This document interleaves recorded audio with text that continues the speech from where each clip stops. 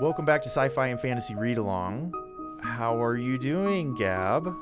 I'm doing fine, Blab. How are you? I'm doing great, other than we have to start over now because I messed up and I stopped recording. This is the second time, everyone. It is only the second time, which is hilarious to me because of all of the episodes that I have done. Like, this has never happened to me until I started doing these episodes with you. So I blame you. Of course. How did I know that was coming? No, this is definitely my fault, but I don't know how it happened. Nevertheless. Yeah, we move on. So we are here today to discuss Chapter 10, which is the final chapter of A Wizard of Earthsea. It is entitled The Open Sea, and it picks up essentially right where we left off with Sparrowhawk and Vetch in the little boat Lookfar, having just left... what's the name of his town? Iffish. Iffish is the island. Oh, shoot. It doesn't matter. They have recently left his hometown, Vetch's hometown, on the Isle of Iffish, and they're heading out in search of the shadow, heading south by southeast. So now that we're done with the book, you and I, we have finished the book. We're going to talk about the final chapter today. We're probably going to talk about the book as a whole a little tiny bit, but our job here isn't really to review the book. It's just to kind of read it and talk about it as we read it, right? So, Yeah. But now that you're done, now that you have finished the novel, like, you were pretty convinced that Vetch was going to die in the last chapter, and we ended up with a relatively happy ending. So, how do you feel about that? I'm happy about Being that. wrong, I mean. Oh, I'm fine being wrong. I think everyone should be fine with being wrong in their life sometimes. Oh, yeah, no, it's not the way of life. Yeah, it's a human condition. It's a constant condition, too. As you said before, maybe not in this podcast, but I'm a pessimist. You are a pessimist, but so I do am like a happy ending, especially if it's earned and warranted and makes sense. And, I teared up. I genuinely teared up at the end of this book. Like, I didn't weep like a baby. Mm-hmm. I didn't weep like Sparrowhawk did, but over the friendship or over. I was just so happy. Like becoming. It was over, Like, he's had all this stress and stuff. Like, we'll talk about it in the moment when it happens, but like, I'll point it out. I'll just point it out when it happens. I totally felt the relief at the end. Yeah, I mean, it's like his relief for sure. Yes. I mean, the whole book was kind of building towards this stress. What was it? Was it last chapter? It was 2 chapters ago, chapter 8, when he encountered the thing and he grabbed it and, like, it got away from him, but he knew where it was always going to be, and then he's been in pursuit of it ever since, right? Yeah, they had that moment Mm-hmm. when he had reached out, and then at that point he just knew. Yeah, and since then it's been this weird tension that's been building up in the book.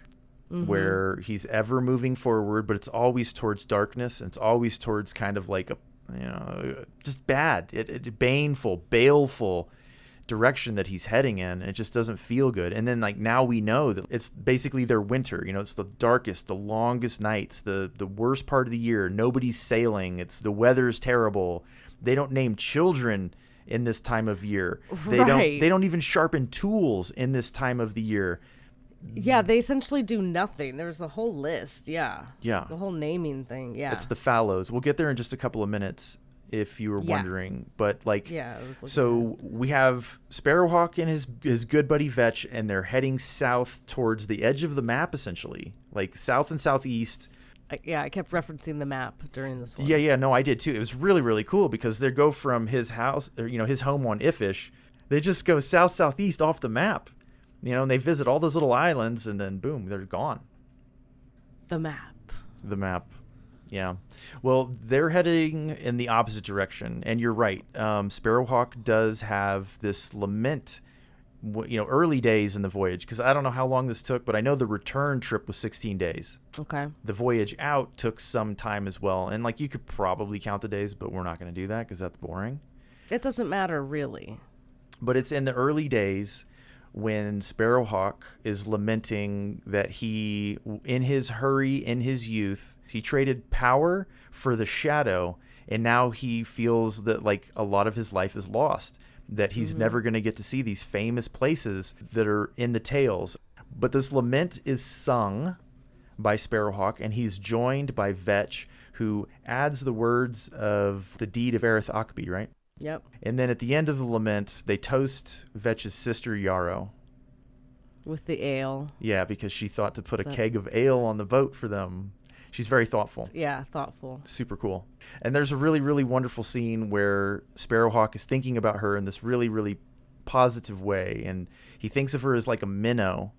And when he says this to Vetch, Vetch tells him that, well, her true name is Kest, actually. Yes, and Ged knows that in Old Hardic that means minnow. Which is very appropriate because she's bright, she's shining, and she's quick. And that's how I would describe a minnow. That's exactly how I would describe a minnow. Now, you called this in the last chapter. I did not. I did not find it in the reading. I just had this sense that there was something between them. And we talked about it at length, but it didn't make it into the podcast because I couldn't figure out what was going on. I just had that feeling. But now I feel justified in it. Like I feel like Ursula put it in there, right? Shouldn't call her Ursula. That feels dirty. I just didn't feel like this story was heading in that direction, so I did not make that assumption in any way. Like I just thought of her as another character kind of along the way, even though it's Vetch's sister and there's obviously more description about her. Right. But you called that one. Ged's like, well, you shouldn't have told me that. I know. Probably, I thought so too. I thought so too. But Vetch is very confident. He says that his name is as safe with Sparrowhawk as his sister's name. That's how much he trusts him. He did it because Ged already knew her name. Yeah, said. He thought It's of like her as a knew minnow, even though the essence of her name. Yeah, his mage sight picked it up. And that made Sparrowhawk feel really good too.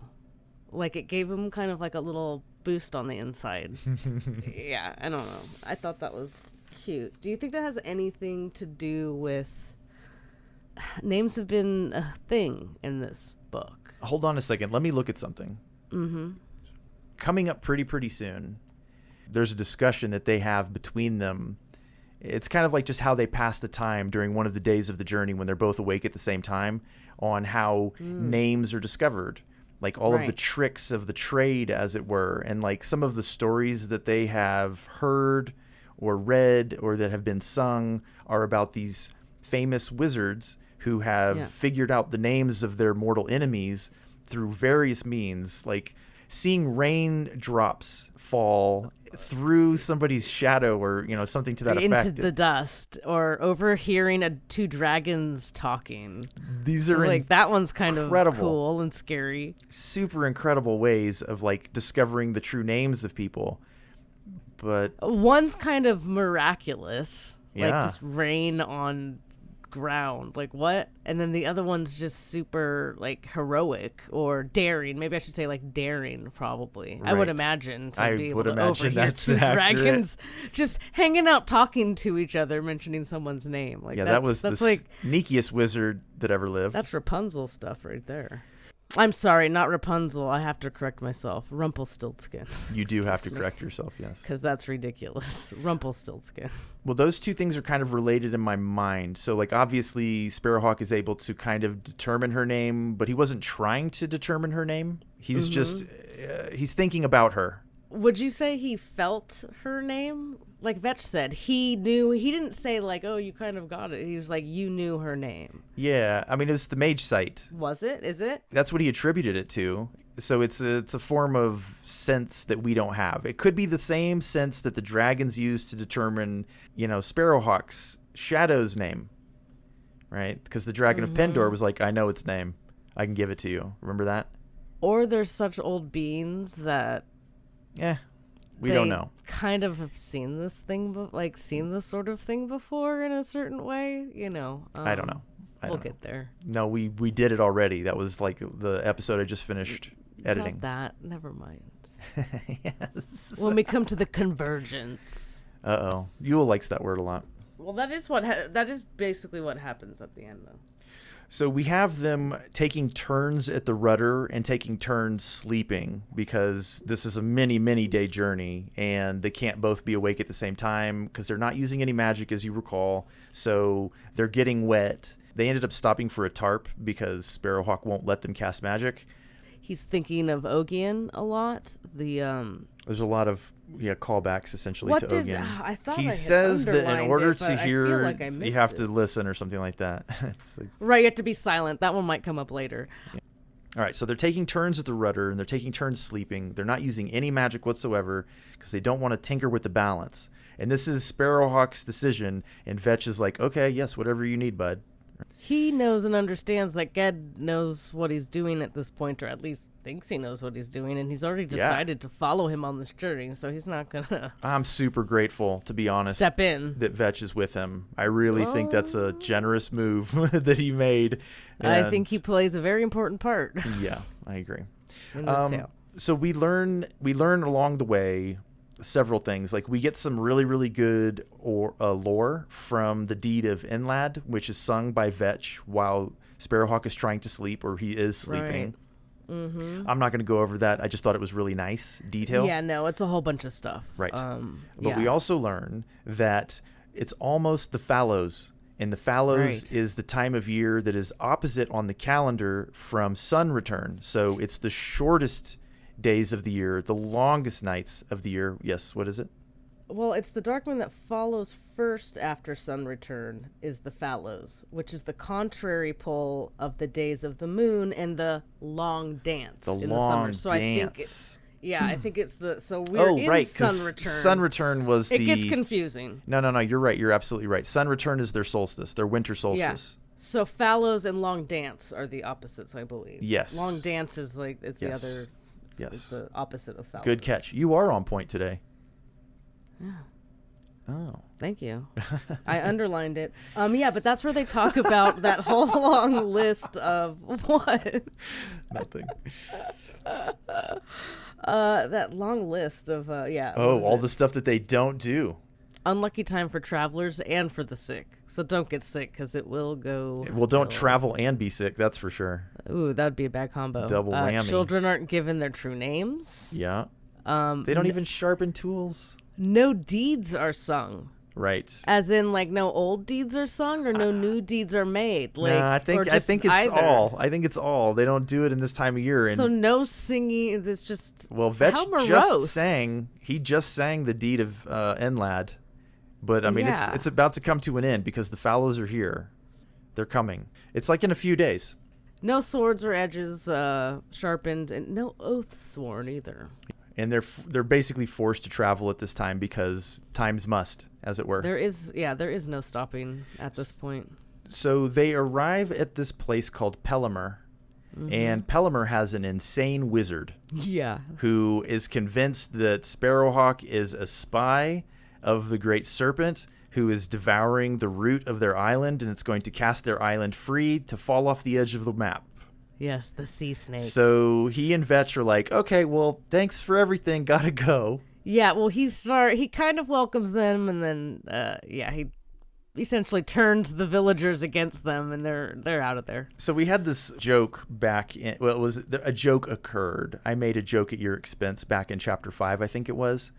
Where you had read the first sentence of a chapter and you were like, what's going on here? And I called you a flat earther, right? Because you had forgotten that the world is round. But we actually have this discussion in this chapter that like they haven't yet determined whether or not their world is a globe or a flat thing. Like it's still a point of contention among scholars. Like they don't know. They think you can fall off the edge of the world.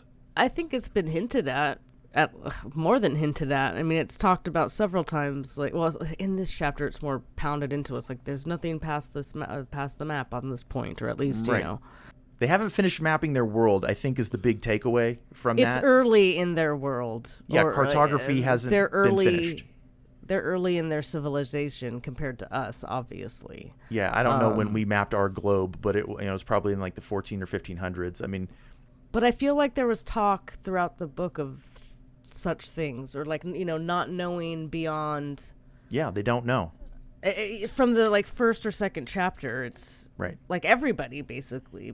Ged didn't know anything from, and he hadn't even seen the ocean when he left. He just kind of knew it was there. So that all makes sense. But yeah, they have the flat earther discussion. They do. Vetch and Ged. They also discuss all of the different ways. Again, this is them back at sea again, because that's most of the chapter is them at sea, stopping off here, stopping off there, talking to a couple of people, getting some information, getting supplies, and then getting back to it because they're busy. But they also have the discussion of how famous wizards have discovered true names. That happens in this section as well. Mm-hmm. And then they end up in this place called Astawell. This is Last Land. There's nothing beyond this on the maps, on the charts. And this, of course, is what partly led into the discussion of, like, do you believe there's anything beyond the map? Do you believe, whatever, that you fall off the edge of the world? And Vetch is like, I want to live in my bed. That's what I know. I want to not be on the ocean for the rest of my life. But Astawell, if you look at the map, Astawell is in the very bottom right-hand corner down just near her signature. And there literally is nothing beyond that, right? It's just there's nothing there. Mm-hmm. And that's where they find themselves, or they're heading that way, I suppose. This is when Sparrowhawk kind of explains their destination. He's asking questions like, what's beyond Astawell? And Vetch is like, nothing. There's nothing on the maps. There's nothing on the charts. There's nothing out there. There's rumors, about stuff, but like they've never had visitors from anywhere beyond. Ged just also suspected, maybe someone there might also know too. But he kind of explains their destination. He says that it's not there. It's not on Astawell. It's not on the sea. Before the spring of the open sea, beyond the sources, behind the gates of daylight. Yes. That's where they're headed. That's their destination. Also, a long time ago, when we were doing the episode on the Dragon of Pendor, and you were like, how do you imagine his boat? And you were like, I imagine a dinghy. And I was like, I don't know, I imagine this other type of boat. And you're like, well, he could be in this little round boat made out of reeds. Mm-hmm. You remember that? Mm-hmm. Well, apparently it's called a coracle. And these people who live on Astawell, that's what they use because they don't have any wood. Right. They use reeds to make these round reed coracles. Where do they talk about the raft city? I think that was when he was lamenting not being able to see stuff. Okay, yeah. Mm-hmm, mm-hmm. I believe that's when that was. Was it the first island or this island where the people were amazed? It's probably this one, amazed at their staffs made of wood because they're wood. Yeah. They didn't understand the significance. They're just like, they didn't know that they wow. were even wizards or what wizards are. That's this place. They don't have a wizard. They don't know what a wizard is, but they're like, wow, cool staff. She didn't mention the color of their skin, but I assumed that they were dark skinned because they were amazed to see Ged, right? They had never, most of them had never seen somebody that looked like Sparrowhawk. They weren't amazed by Vetch. Oh, I missed that. They were amazed by Sparrowhawk. I didn't take it as it was because of what he looked like, but more about where he was actually born, like on Gaunt. Like they were like they'd never seen someone from that part of the How land. would they know? I guess it could also go with because he said. And then they all assumed he was from Havnor, and they want Havnor stories. But right. He just kind of went with it. I assumed it was the pale skin, or the paler skin. Paler skin, yeah, perhaps, yeah. But you know what they say about assuming?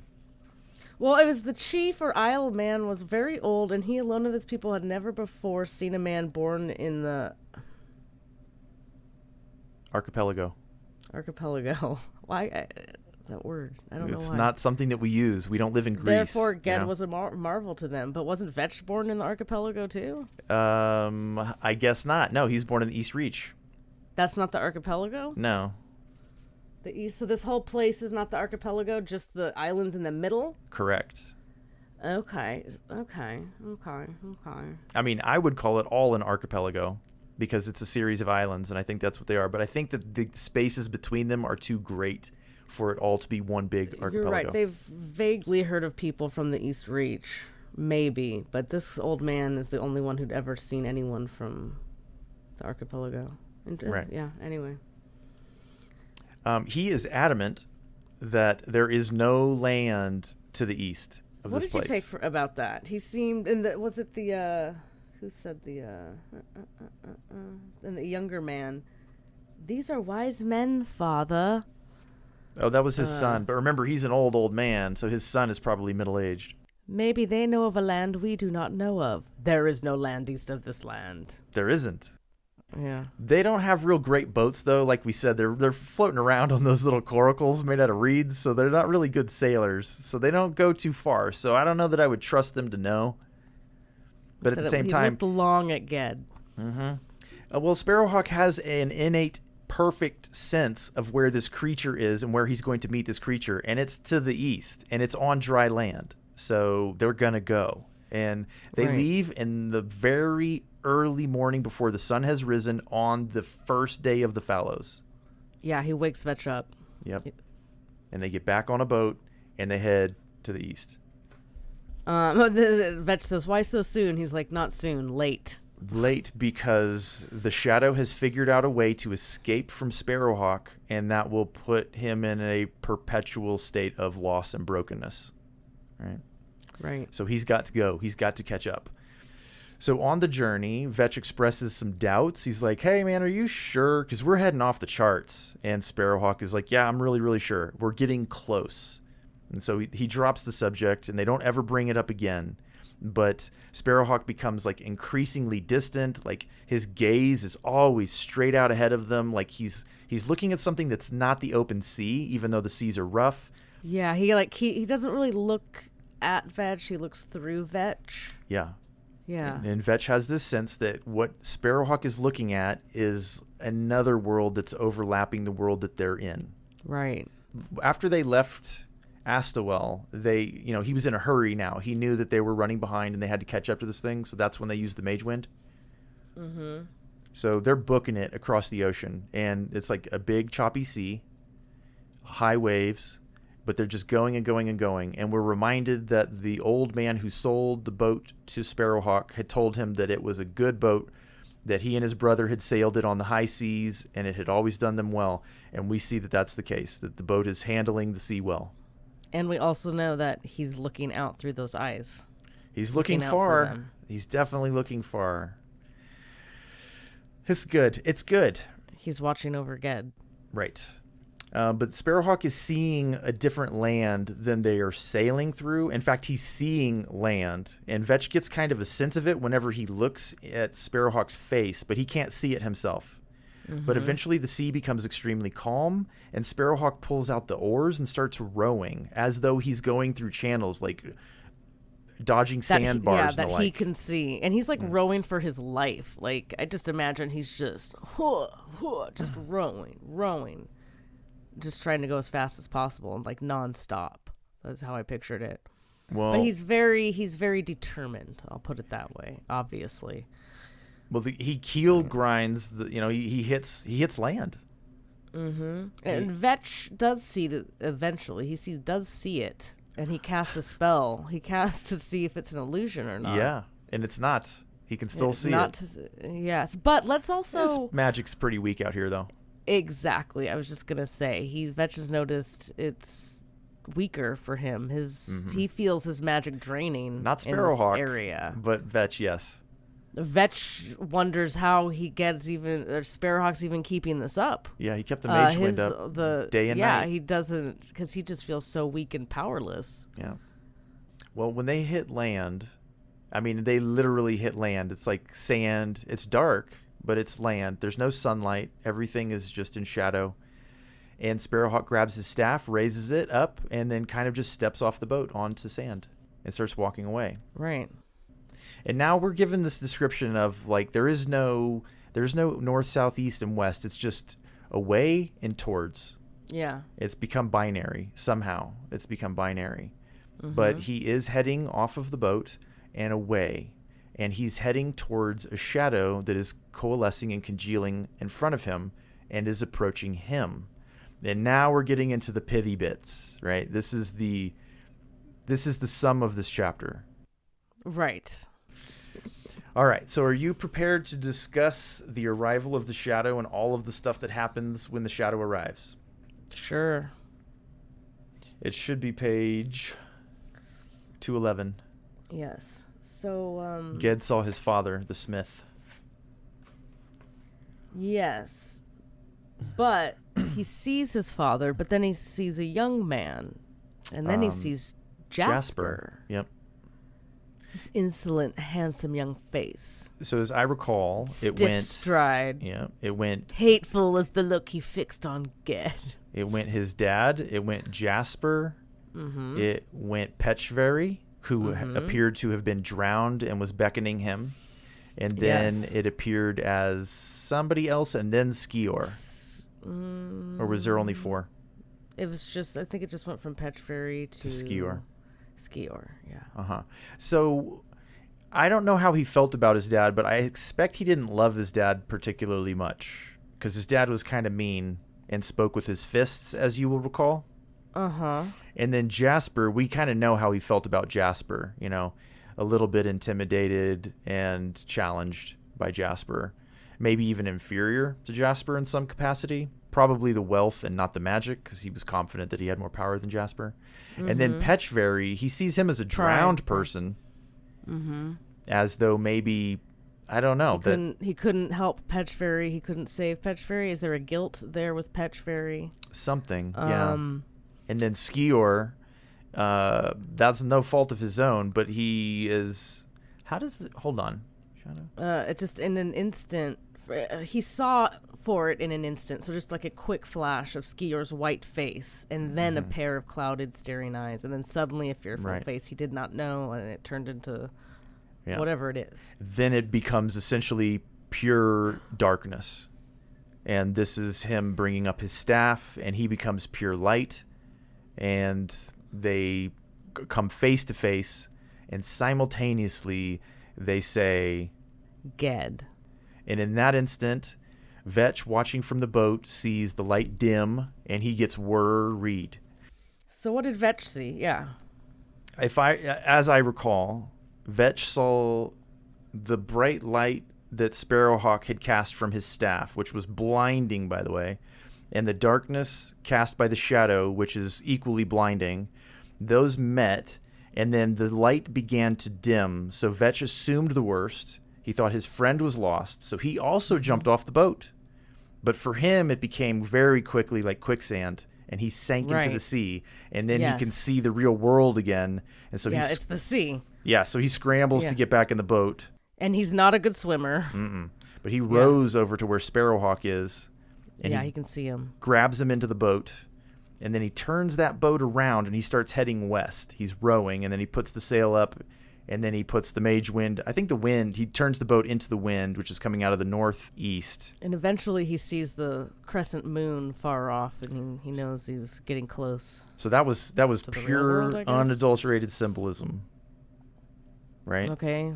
I'm so bad at symbolism, so you describe it to me. Here we go. So he's turned the boat around. Your turn. They went on their journey. He picks up Sparrowhawk. He's turned the boat around. So that's like this kind of a tipping point, or a climax, or whatever. The culmination of their journey is the turning around point. He doesn't know if Sparrowhawk has lost his battle or has won his battle, and he is prepared to sink the boat and drown them both to prevent Sparrowhawk's body from being used to commit evil, right? But then he sees in the night sky the perfect ring of the moon. So their moon is not like our moon. When it's a full moon, when it's a new moon, it's a perfect ring. It's a white ring and then a dark center. So do you remember the broken ring that he was given? Do you remember... yeah. So now the ring is whole, and you have light and dark. Light is surrounding the dark, but they're both coexisting in the moon. Right. And then Sparrowhawk kind of revives, and he says, "It's over. I've succeeded. Like, I have claimed my shadow. The wound is healed. We're one." Yes. And I think the moon is perfectly representing that fact. At this moment in time, right now, the first day of the Fallows. And then he cried. Yeah, and so did I. Just a little. I admit it. I am not ashamed to admit it. It was a very moving moment in this book, I thought. I kind of wish I cried, but I didn't. You're cold-hearted, Jill. I have to admit. I'm not. I cry at things a lot. I just didn't at this moment. Not at this. Maybe if this had been a story about a young woman. No, I think maybe if I had like a swelling soundtrack behind me as I was reading it, like it could stir some emotions or something. No, I don't. All right, let me turn the page. Maybe if it was a woman, I don't need to like. I can care about people for being just people, not because they're a man or a woman. Or I don't know why. I don't think it had anything to do with gender, to be completely frank.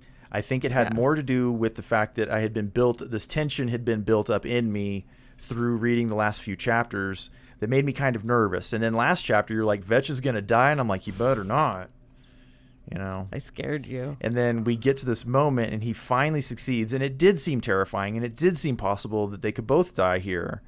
Mm-hmm. And, you know, he wins that moment. He wins against the shadow. He encases it. And it's the shadow of his death, and like all of these things. I don't know. It was moving. It was a lot of release, and then I just felt really, really pleased, and I was a little teary. Yeah.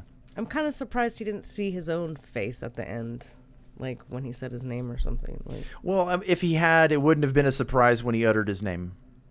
Good point. Right. When he says his own name, when he calls this thing by its true name and it's his own name. And like during this chapter, we had gotten the hints that like he's obviously thinking about ways of learning the true name of this thing. And in previous chapter, he'd been very convinced that he needed to call this thing by its true name. So we knew that was coming. Can we go? I just had a flash of the master gatekeeper. Uh-huh.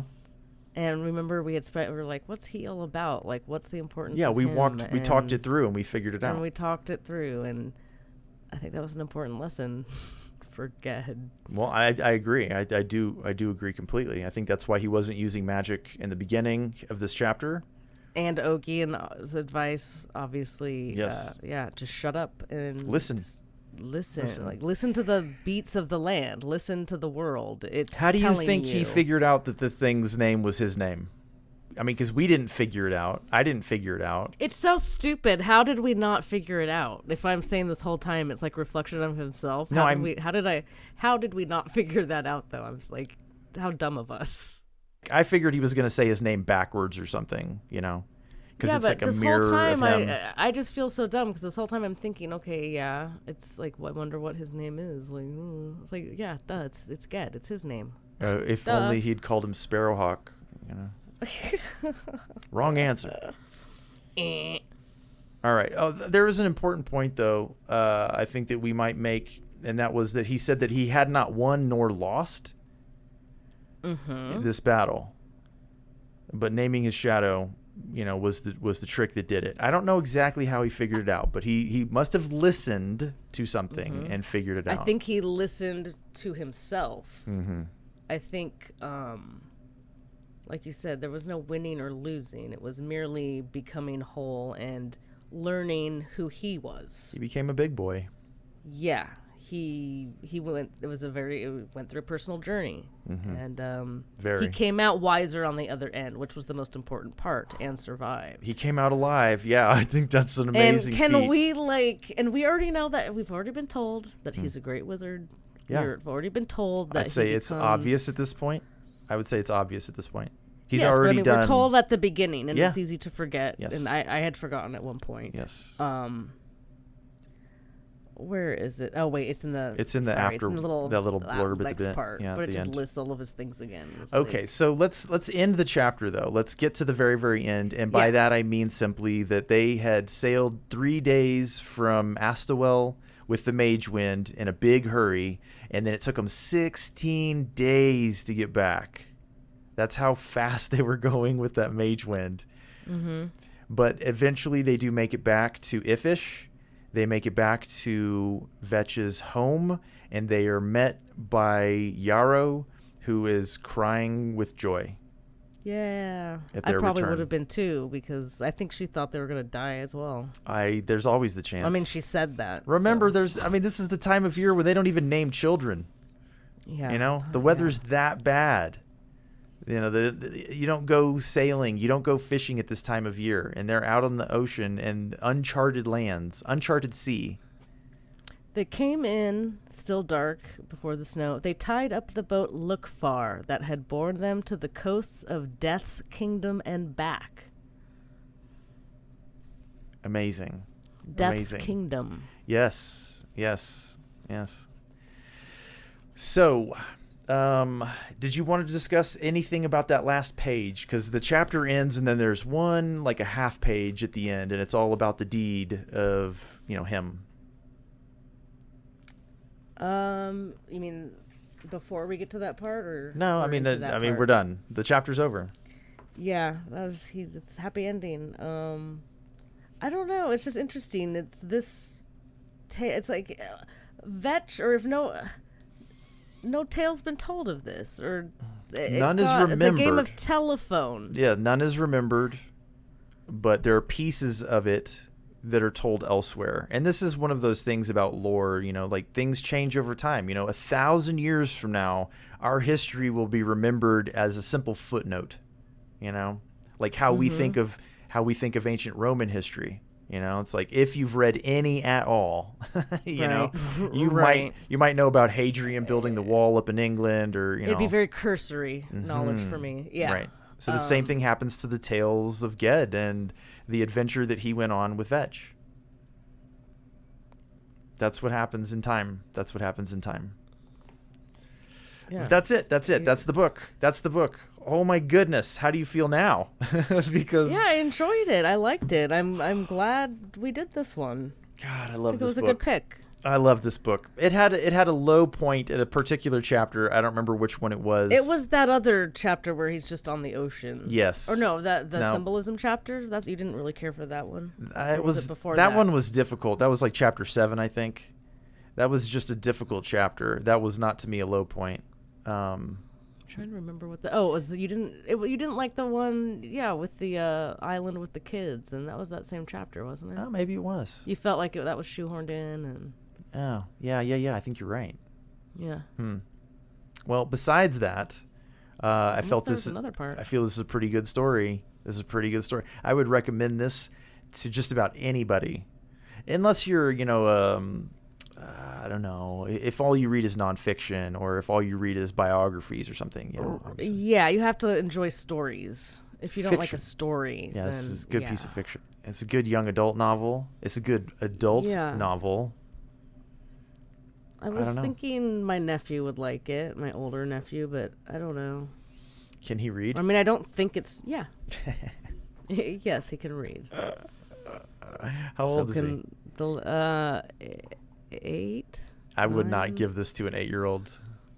There would be too many lookups. You know what I mean? Perhaps, but that's how you learn words. I suppose so. I feel like this is well beyond me at 8. I really don't like. Yes, I think there are words to look up, but I don't think they are words that hinder the story. To like, if you couldn't look up the word, it wouldn't matter. If that makes sense. I think it. Well, go ahead and give it to him. See how there might be other questions. Run the experiment. See how it works out. I think they're doing Harry Potter with him right now. So Philip read it. He read the whole book. We talked about it very briefly. Yeah, and whatever, he liked it well enough. But he has his problems with it. But I don't really care. Like, they're not my problems with it, so I don't really care to recite them. Was he want more detail or something, or? Yeah, I think he likes. Oh yeah, you don't care. I think he likes more details, but I don't care. Like, I think that a large part of the beauty of this book is that she didn't have it all worked out. Like, her lore is not. It's not the same as somebody who's plotted every single detail. Like, I feel pretty confident that she could not answer questions that I have about how the world works, possibly, or what's on this island or what's on that island. It's not what it's about. That's not at all. Not at all. That's not the main focus of what it's about. It's about the bigger ideas. It's literally about the story of a young person becoming a man. Exactly. That's what the story is about. Exactly. In the challenges, and a lot of it's just symbolic, but it's very pertinent to our own lives, in my opinion. There are these challenges. We all have these shadows. All of us, every one of us has these shadows, and it's up to us to be the good people that overcome these shadows. Because otherwise we spend our lives in jail or perpetrating horrors on other people, and this is not the way. in her afterward thing, I underlined this because this always irks me too in things. All too often, I'm quoting now, all too often the heroes of such fantasies behave exactly as the villains do, acting with mindless violence, but the hero is on the, quote, right side, and therefore will win. Right makes might. And then she's like, or does might make right? If war is the only game going, yes. But I don't play war games. Ged has to find out who and what his real enemy is. He has to find out what it means to be himself. That requires not war, but search and discovery. The discovery brings him a victory. He's battling himself, and he won. He survived. At least he won great insight to move forward with the rest of his life. I think he could have easily obviously been becomes a great wizard. Yeah, but he could easily have been lost here. I don't think it was a. Yes. I feel like the risk was real for him, and for me as a reader, I felt the risk was real.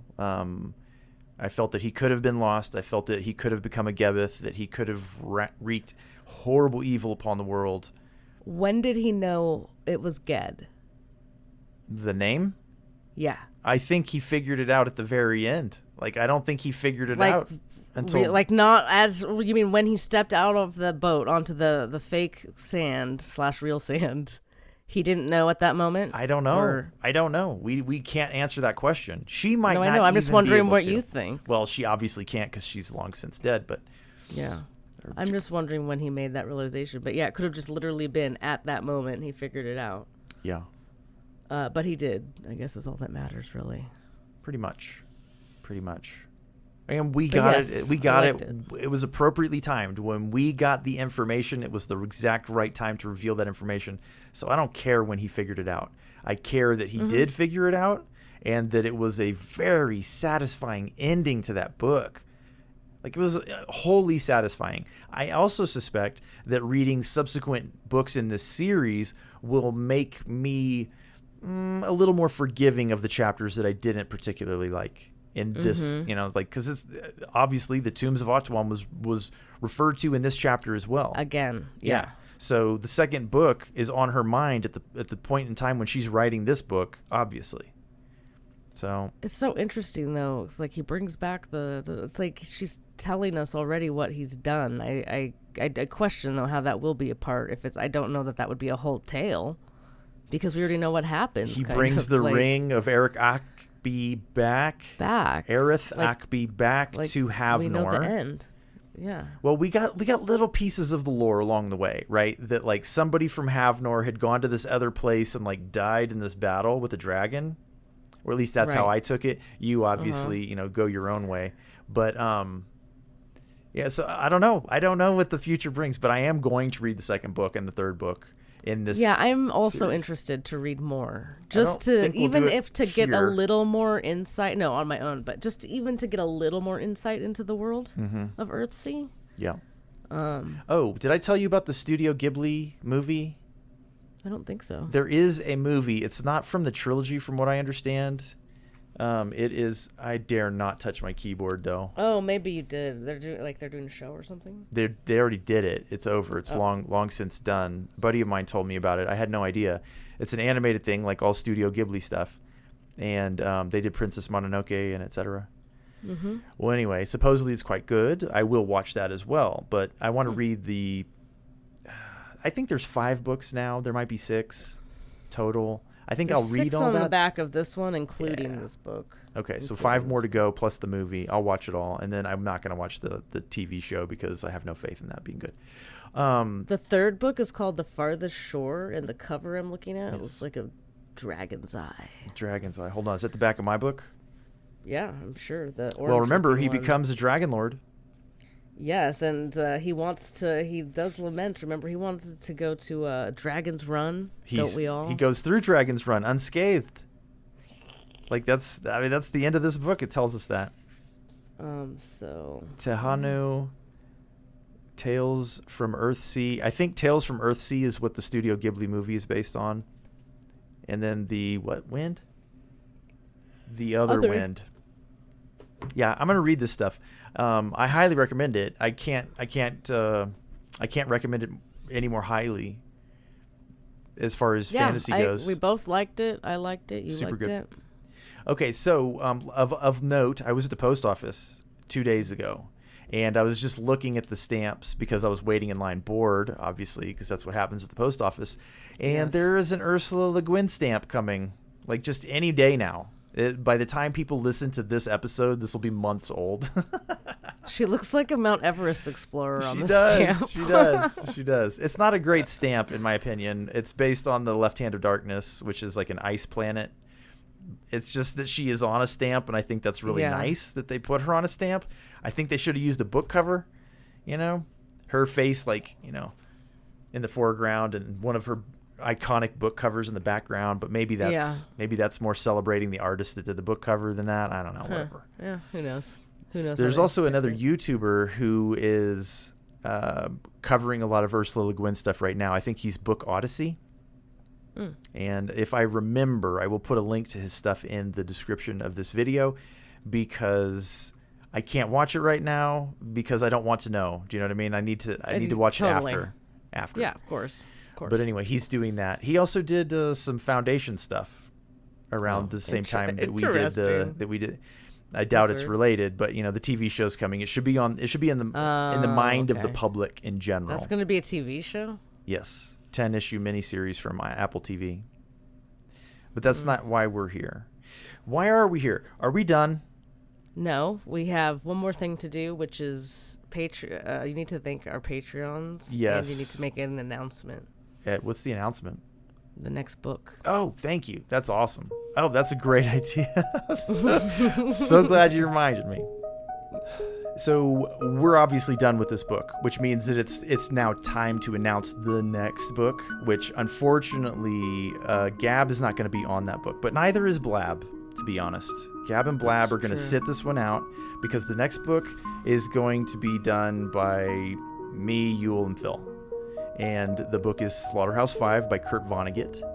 And had y'all been members of our Patreon support team, you would already know this, because that kind of stuff gets announced ahead of time over there, as well as, other stuff.